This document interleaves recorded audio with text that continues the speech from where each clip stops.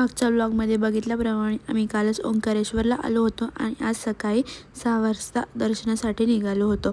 सकाळची वेळ असल्यामुळे वातावरण पण खूप छान होतं आणि गर्दी पण नव्हती, त्यामुळे आमचे दर्शन खूप शांत आणि पटकन झालं। जलाभिषेक केला, दर्शन घेऊन बाहेर आलो, छान फोटोज काढले आणि घाटावर गेलो। घाटावर नर्मदा नदीची थोडी माहिती ऐकली आणि बोटमध्ये बसून परिक्रमा केली। नर्मदा नदी आणि कावेरी नदीचा संगमही पाहिला। बाहेर येऊन थोडासा ब्रेकफास्ट केला आणि रूमवर जाऊन चेंज करून उज्जैनसाठी निघालो। आम्ही ओंकारेश्वरून उज्जैनला जाण्यासाठी एक प्रायव्हेट बस केली होती आणि त्याच बसची वाट बघत सगळे उभे होते। बस आली, सगळे बसमध्ये बसले आणि प्रवासाला सुरुवात झाली। थोडा प्रवास झाल्यानंतर सगळ्यांनी गाणी म्हणत डान्स करत एन्जॉय केला।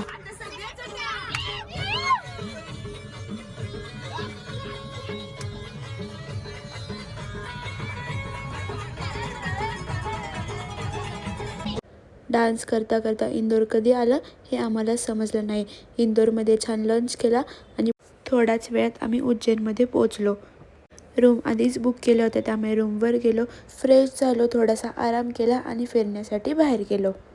पहिले तर हरसिद्धी मातेच्या मंदिरात गेलो, तिथे दर्शन घेतलं, तिथली आरती पाहिली आणि लाईट शो पाहण्यासाठी कॉरिडॉरला गेलो, पण पावसामुळे लाईट शो काही झाला नाही, त्यामुळे महाकालच्या दर्शनाला गेलो, दर्शन घेतलं, कॉरिडॉर फिरलो, पण पावसामुळे कॉरिडॉरचे फोटो काही घेतले नाही। त्यानंतर भारत मातेचं मंदिर पाहिलं।